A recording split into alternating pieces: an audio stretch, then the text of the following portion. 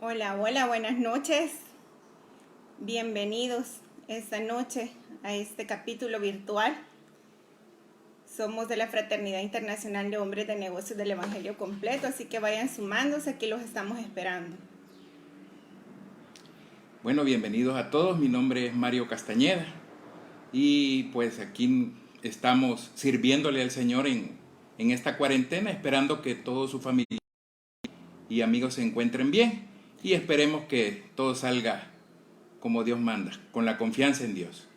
Vayan sumándose, inviten a todos a que se sumen, a que se pongan acá en enlace con nosotros para que podamos recibir toda la bendición que Dios tiene preparado para nosotros. Así que escríbanles por WhatsApp, compartan el video, que aquí los estamos esperando, porque queremos compartir las buenas nuevas que el Señor trae para cada uno de ustedes y que ha ido obrando en nuestra vida. Así que vayan sumándose, por favor confírmenos si todo está bien con el audio, si se ve bien.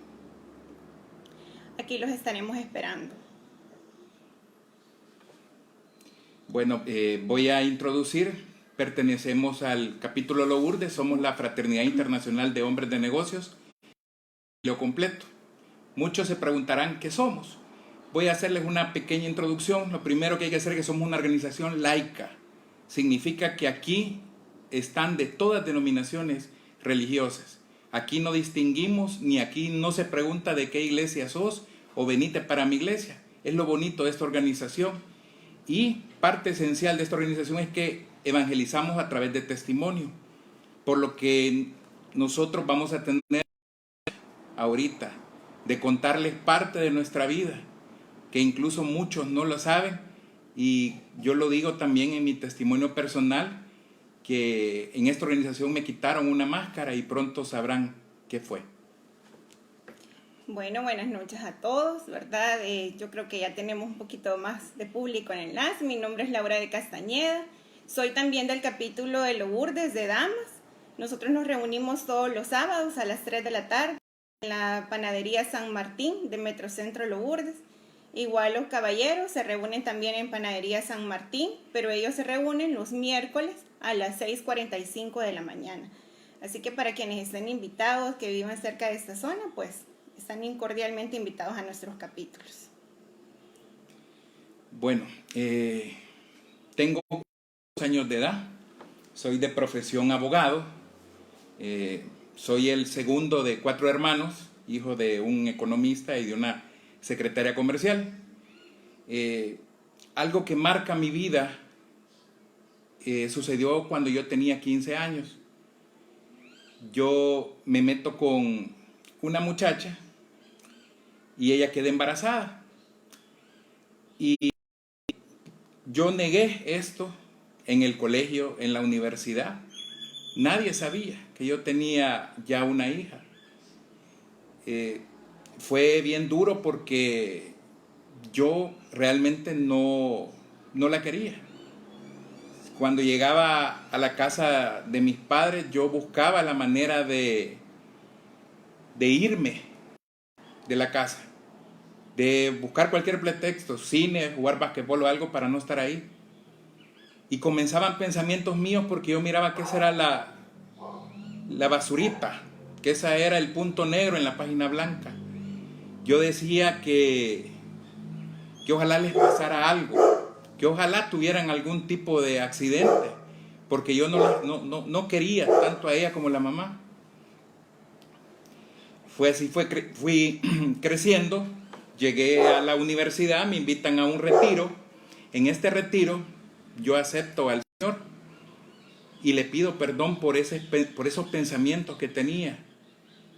Sé que Dios me perdonó y esos pensamientos ya no llegaron a mi vida, pero la comunicación con la niña era casi nula. Siempre que llegaba era, hola, ¿qué tal?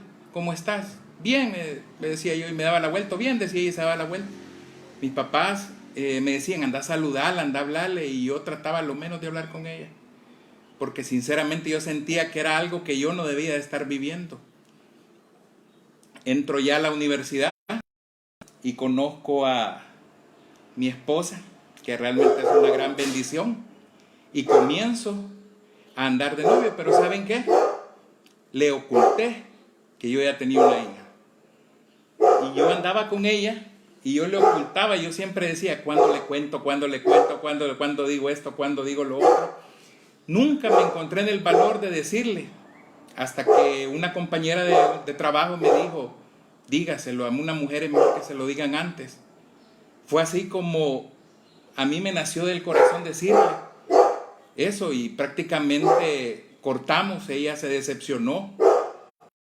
Tuve que explicarle razones a mi suegra, decirle que eso había pasado hace años. Me tocó volverla a reconquistar.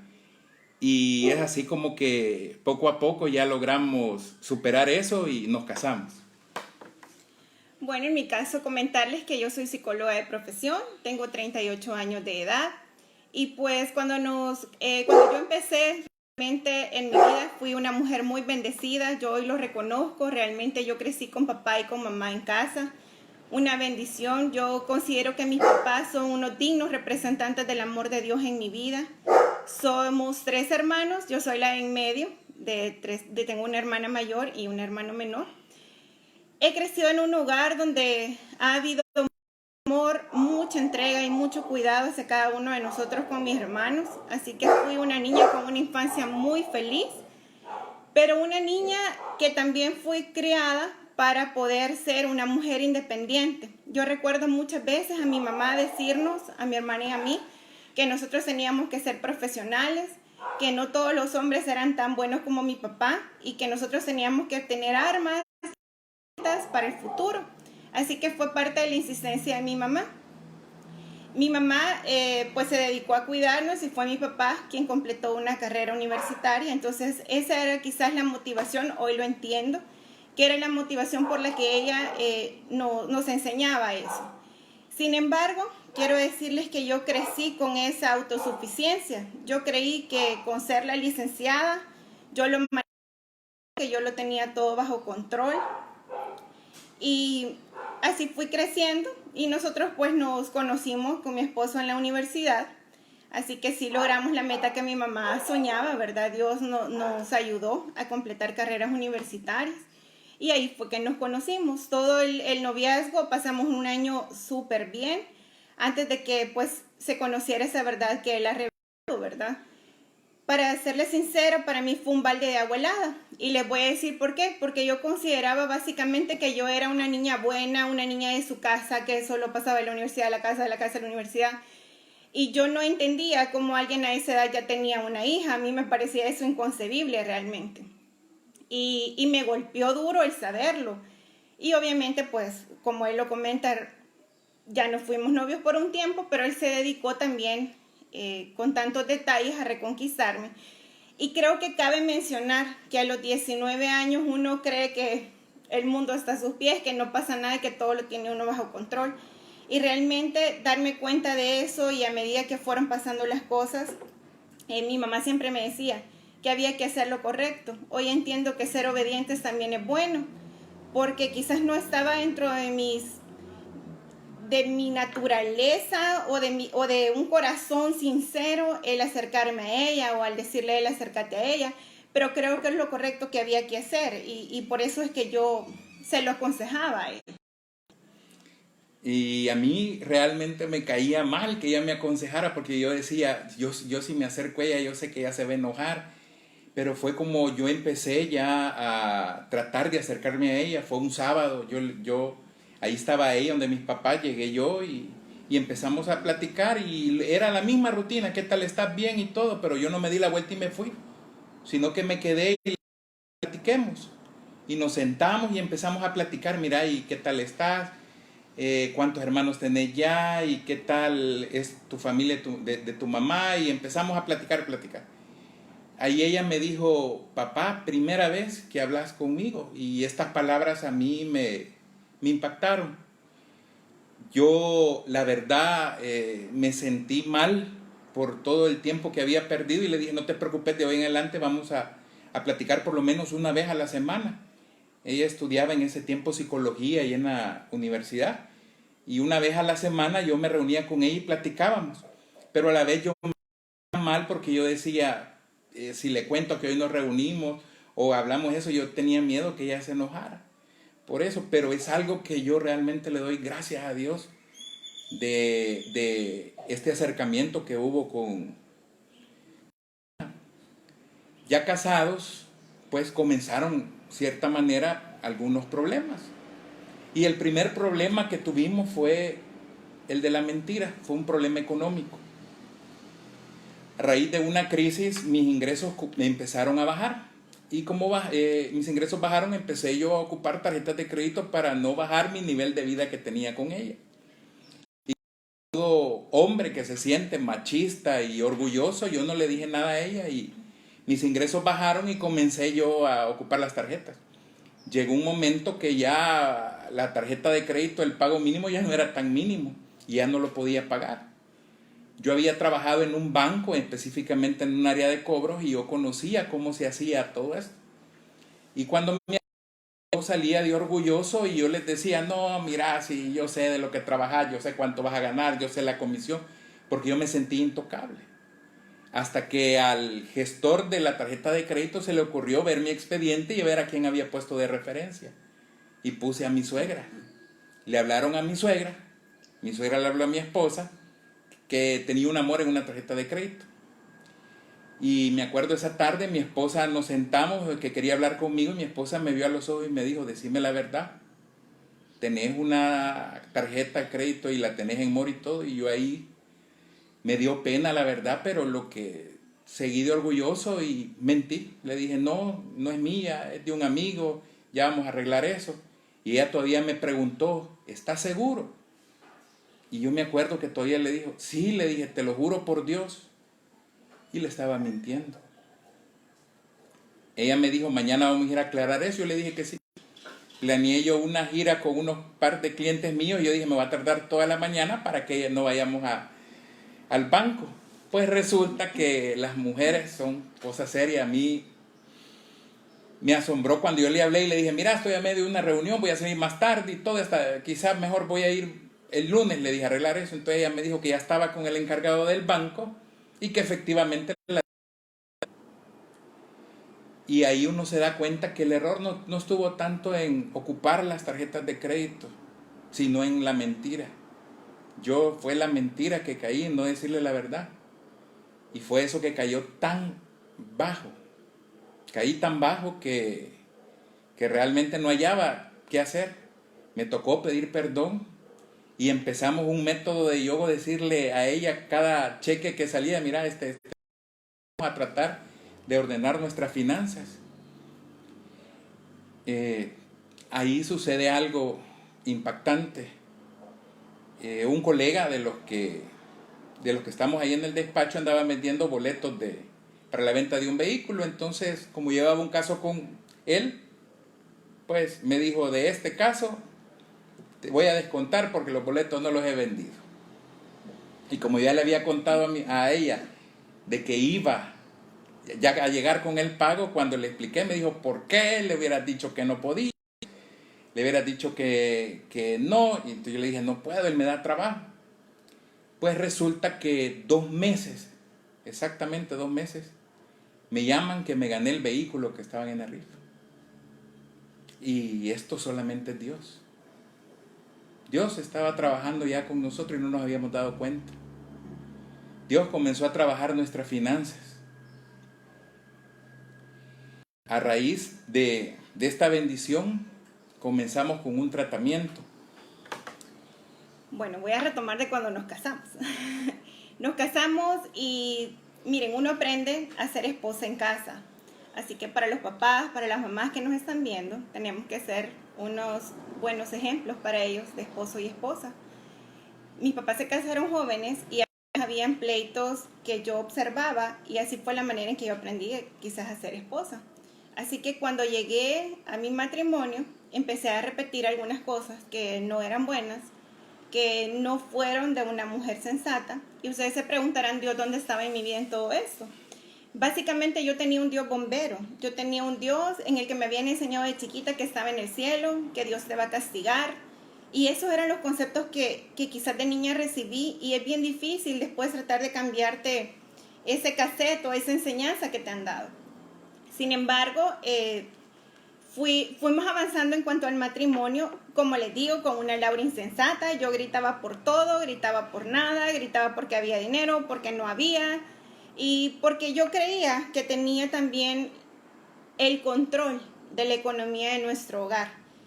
Yo me molestaba si mi esposo quería darle dinero a su hija, yo me molestaba porque si él no había pagado el recibo y lo tenía que pagar yo.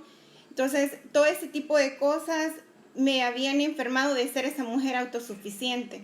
Y era una de las cosas que más rivalidad o que una situación más reñida teníamos aquí en nuestra casa. Cuando nosotros nos casamos, quisimos empezar como una familia moderna. Voy a poner las comillas porque creo que es familia moderna. Y es que uno piensa, no hay que tener hijos porque hay que comprar la casa, hay que comprar el carro, hay que estabilizarnos, hay que hacer una... Pero quizás nunca invitamos al Señor de corazón a ese evento y a esa fiesta. Y cuando fue pasando el tiempo, nosotros fuimos a un retiro de nuestra iglesia donde nos hicieron pensar sobre la apertura que Dios tenía en la vida, que nosotros no habíamos hecho. Y decidimos pues dejar de cuidarnos y abrirnos a la vida. Pasó un año y no pasó nada. Y entonces fue así como que súper raro. Obviamente yo empecé a sentir como que me empecé a responsabilizar de la situación, dado que como ustedes acaban de escuchar, pues mi hijo tiene una hija. Entonces yo decía, no, entonces algo pasa conmigo. Y decidimos ponernos en tratamiento. La primera vez que fuimos donde el médico, la sorpresa, hasta lo hicimos broma en la sala del médico, fue como, ya nos va a decir que estamos embarazados. Y en efecto, Dios tenía esa sorpresa preparada para nosotros, y así, de la nada, nos dijeron, mire, pero usted sí está embarazada. Sin embargo, no salí del lugar de la misma forma. Realmente tuve que empezar, y hoy entiendo a las mamás que están en casa, que están acostaditas cuidando ese embarazo, porque a eso me mandaron a reposar. Fueron 15 días muy sacrificados en el sentido del cuidado. Pero finalmente, después del tratamiento, pues el bebé no logró evolucionar, y es así como me hacen el primer legrado y perdemos a nuestro primer bebé. Esa primera ilusión, yo todavía recuerdo que mi suegra nos regaló unos mamelucos que no se pueden imaginar lo que eso significaba después para mí cuando yo los veía. Uno no solo le duele el vientre, a uno le duele el alma, le duele el corazón de perder esa ilusión y ese sueño que uno tiene. Pero así fue como nos enfrentamos a eso. Yo recuerdo que yo les decía a mi familia, con que pase el tiempo, eso era toda mi motivación para saber que las cosas en algún momento iban a ser historias. Pero como Dios todo lo tiene bajo control, aunque nosotros a veces no lo podemos ver, ocurre todo eso que mi esposo les comenta de la rifa. Obviamente la Laura insensata hizo el relajo del mundo, así como, ¿y por qué te dejaste que te vendiera el boleto? Y no sabía que ese era el medio que Dios iba a utilizar para que fuera la bendición para nosotros. Tuvimos el privilegio, la bendición y el milagro de poder ir al banco, decir, miren cuánto les debemos, y pagar todo lo que se debía. Y Dios había tenido un cuidado espectacular en dejarnos todavía una provisión para que nosotros en lo humano pudiéramos intentar tener un hijo. Porque era algo que era como el punto de nosotros de sufrimiento, punto de dolor. Mucha gente nos preguntaba, y ya les luce a chinear, y cuándo van a chinear, y son preguntas que, créanme, fraternos y fraternas, yo entendí que a veces hay preguntas tan dolorosas para otras personas que creo que no las deberíamos de hacer. Tanto como, ¿y cuándo vas a tener novio? ¿Cuándo te vas a casar? ¿Cuándo vas a tener un hijo? ¿Cuándo vas a tener el segundo? Porque a veces hacemos preguntas que pueden herir a los demás. Y yo recuerdo, socialmente es una carga bien pesada la que uno lleva, porque uno quisiera decirle a la gente la batalla que está peleando. Pero a veces el orgullo, el dolor, la frustración no te permite hablar de esto. Pero como les digo, Dios había pensado en eso.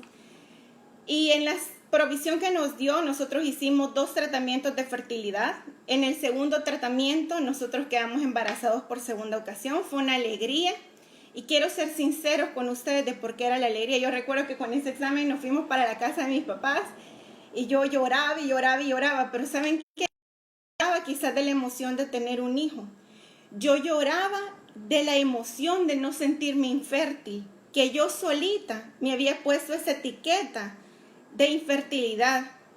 Y era muy difícil para mí vivir con esa carga y con esa frustración. Muchas veces yo le dije a mi esposo, mira, divorciémonos, sé tú feliz, anda a tener más hijos con otras mujeres, tener hijos con otra mujer y divorciémonos. Porque yo creía que esa iba a ser la felicidad de mi esposo y insensatamente yo ofrecí el divorcio en ese tiempo. Uno como hombre es duro tener las palabras de qué decirle a su esposa. Cuando nos dijeron del legrado, me acuerdo yo que yo iba mudo, callado.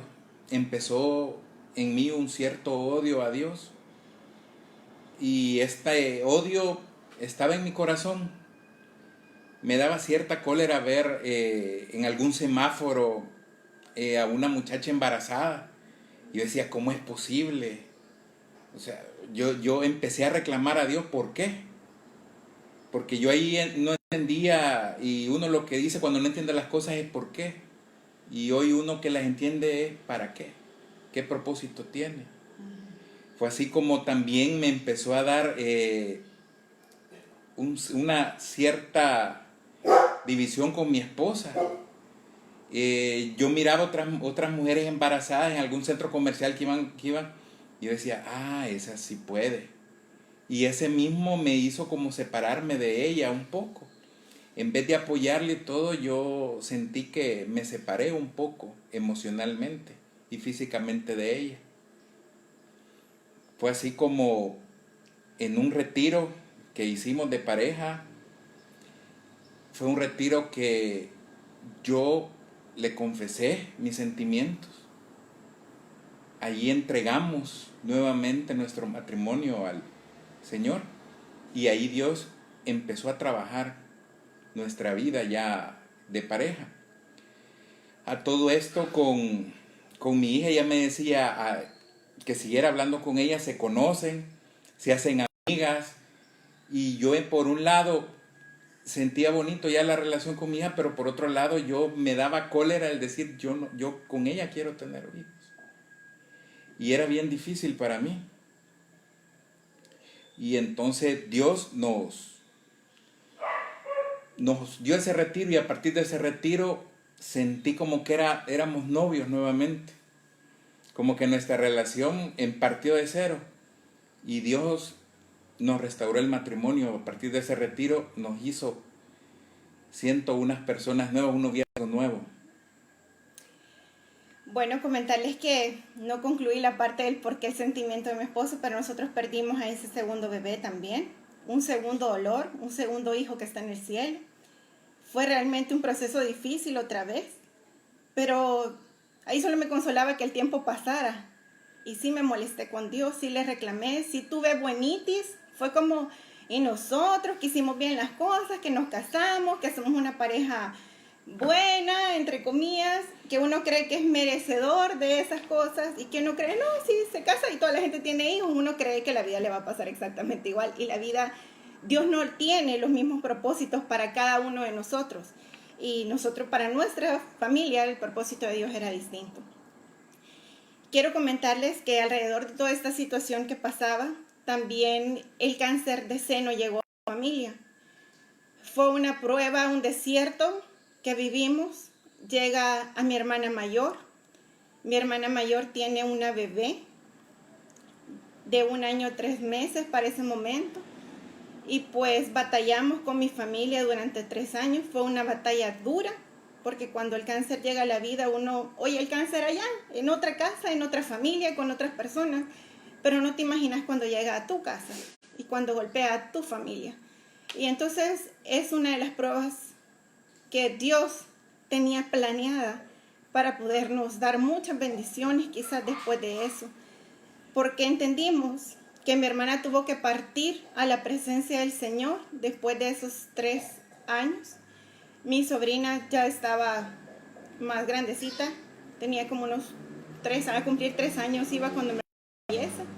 Yo no entendía por qué mi sobrina tenía que quedarse sola si Dios hubiera podido llevarme a mí en lugar de mi hermana. Y yo decía, Señor, si yo no tenía hijos, ¿por qué no me elegiste a mí? Estaba más fácil.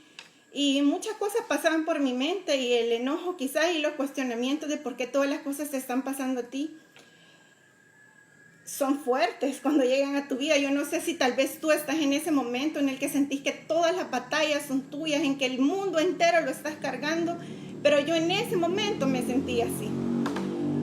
Por esa pérdida que nosotros tuvimos de mi hermana, mi mamá es atraída por esta hermosa organización. Mi mamá veía a través de la televisión hablar de fraternidad, y un día el Espíritu Santo le invitó, hoy lo sabemos, pero ella solita acudió.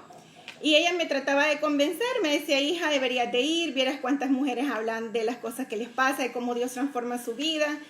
Y mi orgullo, quizás, y mi soberbia, y mi depresión, y todas las cosas habían cargado de amargura en mi corazón, no me dejaban verlo. Y yo le decía a mi mamá, mira, ya no me hables de fraternidad. Al principio sí, porque íbamos y oíamos el testimonio y todo bien, pero de repente yo fui tan malcriada y le dije, mira mamá, ya no me hables de fraternidad, que yo no voy a ir a fraternidad. Y pues ustedes son testigos de lo que Dios hace, ¿verdad? Pero ¿dónde estamos nosotros ahora? Pero esas fueron mis palabras en aquel momento, más no sabía que Dios tenía una puerta de bendición para nosotros en ese lugar. Ella comenzó a ir a fraternidad y yo lo agarré como relax. Yo dije, ella está yendo los jueves en la tarde, va a ser jueves de películas, jueves de ver televisión, voy a estar galán, dije yo, sin ella. Mas no sabía que Dios también estaba trabajando en mi corazón. El primer reclamo que yo le dije a ella, mira, si querés andar, le digo, pero ahí lo que te van a hacer es, te van a cambiar de religión, ya vas a ver. Porque uno desconoce realmente las cosas, y si las desconoce las critica. Yo fui crítico de la fraternidad, a mí no me gustaba llegar donde mis suegros porque solo el tema era fraternidad.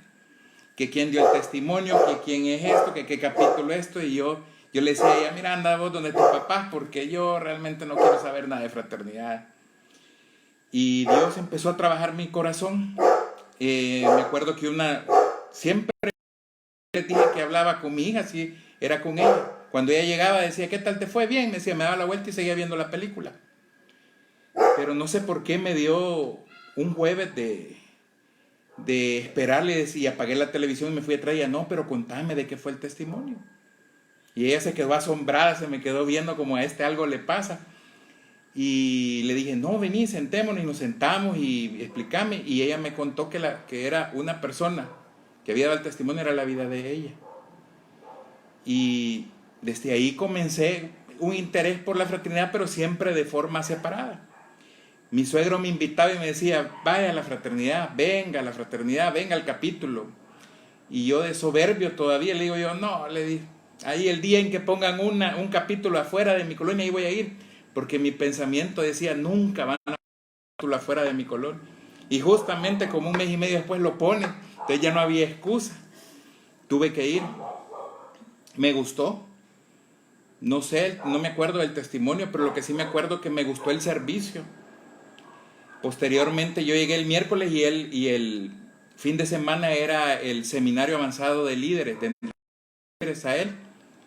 Y me dijeron que si quería ir, yo dije, sí, todo lo que es de Dios, voy.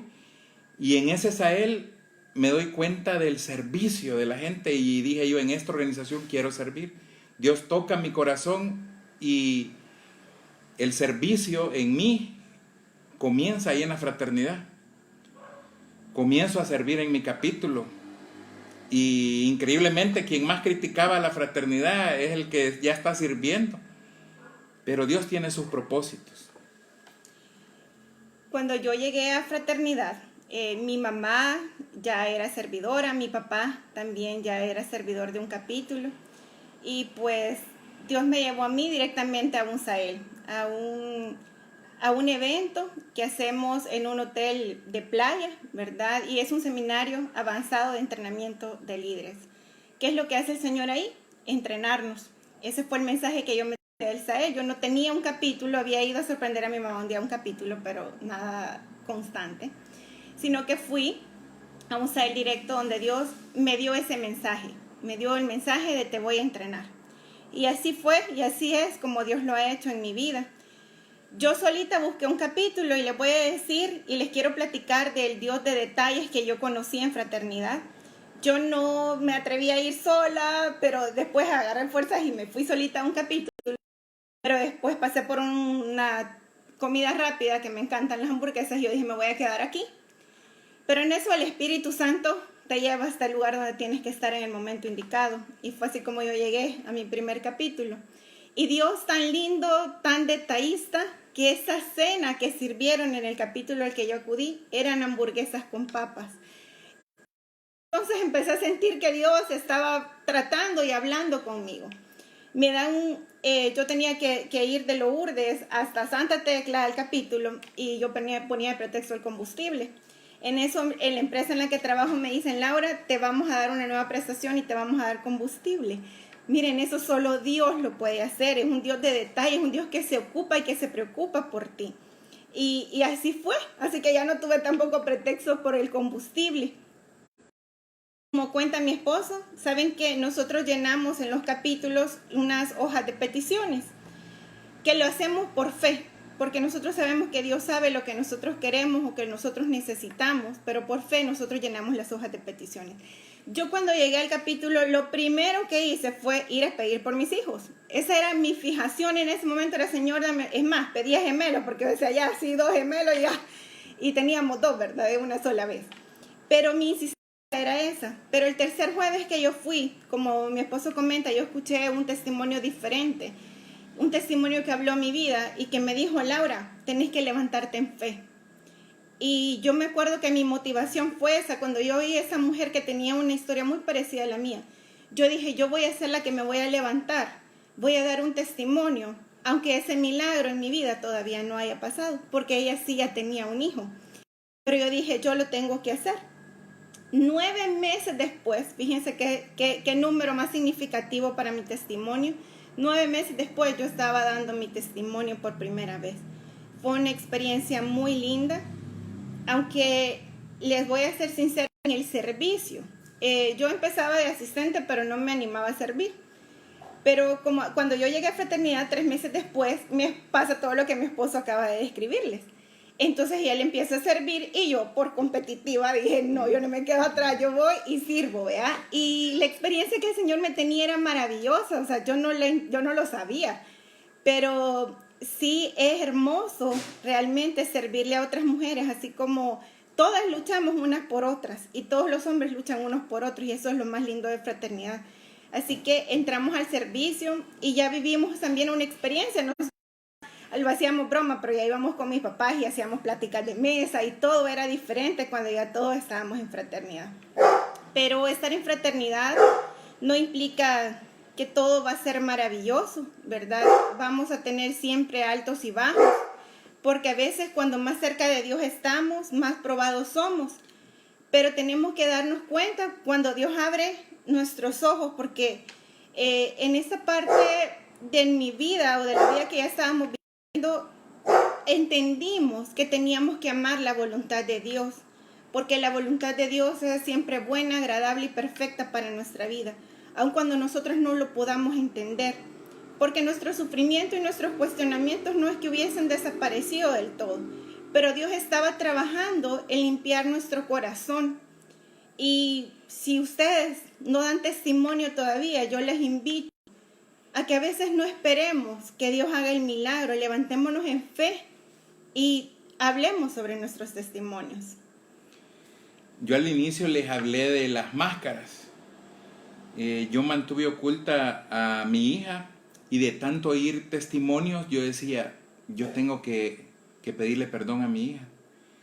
Y comencé en las hojas de peticiones miércoles a miércoles llenar por el corazón de mi hija, por lo que yo le voy a decir, porque yo se lo tenía que decir con las palabras que yo tenía para ella, que yo le decía en su momento. Fue así que un sábado, me acuerdo, llegué a la casa de mis papás, ahí estaba ella, y le dije, mira, quiero hablar contigo. Y me acuerdo que le dije, mira, fíjate que te quiero pedir perdón. Y ella extraña, ¿y por qué? Te quiero pedir perdón porque cuando vos estabas pequeña, cuando estabas bebé y todo, yo no te quería. yo quería que te murieras tú y tu mamá. Y esto es lo más bonito y lo más precioso que es Dios. Yo había pedido por el corazón de ella y ella me contesta, papá, no te preocupes, me dice, tú estabas hipote y nos dimos un abrazo. Eso solamente lo da Dios a través de la fraternidad. Me quité esa máscara. Ya mis compañeros de la universidad saben de que yo tengo una hija. Yo es algo que a mí me daba pena, me daba vergüenza. Y lo tuve oculto, ¿qué? 27 años. Y aquí me vine a hacer porque tal como dice la visión, mi rostro no lo aparentaba, pero mi rostro era triste, cabizbajo, porque vivía en una mentira. Estando en la fraternidad me he dado cuenta de las bendiciones que uno tiene. Uno de ellos es tener a mi esposa, tenerla aquí, tener con ella. Y cómo Dios se va transformando a través de bendición de cada uno de nosotros y no nos damos cuenta. Les voy a contar esta bendición. Yo estaba haciendo un negocio y nunca salía. Hace como un mes se lo dejé en manos de Dios. Lo dejo en lado humano, lo voy a dejar en manos de Dios.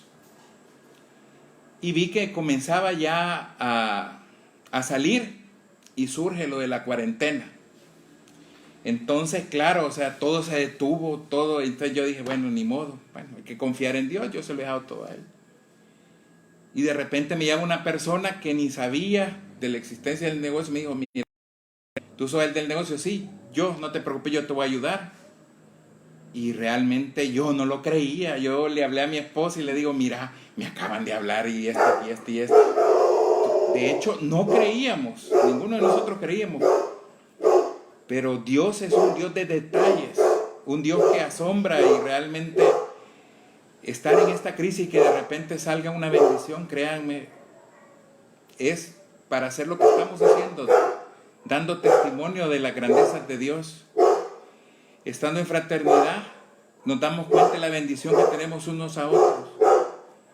Y nos damos en un nivel ya de complacencia con Dios, que si Dios nos va a dar hijos, bienvenido sea. Y si Dios nos los va a dar, bienvenido sea. Aceptamos la voluntad porque estamos súper llenos con el amor de Él. Bueno, eso que dices es interesante. Realmente, si tú crees que necesitas algo, si tú sientes un vacío en tu corazón, se llama Jesús. Porque así fue para nosotros. Nosotros llegamos a fraternidad con esa ausencia de hijos y que creímos que eso era lo que nos iba a hacer felices. Porque yo creo que uno se deja ir por las fotos y uno dice, ay, qué hermosa, esa es la familia perfecta. Pero la familia perfecta es esa que Dios tiene planeada para ti. Porque quiero contarles el después de fraternidad con algunas experiencias. En diciembre del 2018, Dios nos sorprende realmente. Y a mí me da un dolor muy fuerte, creyendo que era cualquier otra cosa, apéndice y todo lo demás. Salimos, me la piqué de valiente por un rato, pero después en un momento le dije a mi esposo, ya no aguanto, llévame al hospital, que no sé, siento que algo grave estaba pasando. Y pues me iban a hacer una serie de exámenes, sin embargo, no me habían hecho un examen de embarazo. Y me hacen el examen de embarazo y nos sorprendemos que estamos embarazados de nuestro tercer hijo. Miren, eso fue algo que nos dejó helados porque nosotros no nos lo esperábamos. O sea, sabíamos y habíamos acordado quedar en la voluntad de Dios y así lo estábamos haciendo. Así que a Dios se le plació regalarnos ese tercer hijo. Sin embargo, el dolor que yo tenía era porque el embarazo que tenía era un embarazo ectópico. Yo no sé si ustedes saben de un embarazo ectópico, pero son los embarazos que se quedan los bebés en las trompas de falopio. Me dejaron en un reposo y después de tiempo de tratamiento, pues la doctora me hace la ultra y nosotros vemos latir el corazón del bebé. O sea, ella nos dijo, miren, aquí está confirmado, aquí está el bebé y le está latiendo el corazón, así que tienes que irte para tu casa e ir a esperar. Y no se imaginan lo que eso significó para nosotros. Yo recuerdo perfectamente que nos venimos en una expectativa. El ejército y muchas fraternas que quizás están viendo ese testimonio, fueron parte de esas guerreras en oración. Todos guerreamos por la vida de Mateo, le pedimos a Dios que lo moviera y que lo pusiera en el lugar donde tenía que estar. Recuerdo haber venido a nuestro hogar aquí con mi esposo a postrarnos, a pedirle a Dios que hiciera ese milagro. Yo ocupé unas palabras y yo decía, Dios hoy lo tiene que hacer bien. Esas fueron mis palabras. Pero después, en el mismo momento, pensé, Dios tiene propósitos a través de este tercer embarazo. Y tuvimos que esperar para que la vida de Mateo cesara en la trompa de falopio. A mí nunca me habían operado, así que cuando me operaron fue lo más difícil para mí. Pero dentro de lo más difícil, lo más lindo es que yo ya estaba en fraternidad, nosotros ya estábamos en fraternidad. Entonces, la forma de ver las cosas era totalmente diferente. Nosotros sabíamos que tenía un propósito, nosotros sabíamos que Dios estaba teniendo un plan perfecto en la vida de nosotros. Así me operan y así perdemos a nuestro tercer bebé. Y pues, agarrados de la mano de Dios, confiando, yo me recuerdo que 5 días después la operación fuimos al evento navideño de nuestros capítulos. Realmente fue una bendición haber estado ahí, aún recién operada. Y pues seguimos sirviéndole al Señor con amor y así pasaron 6 meses. 5 meses y un poquito.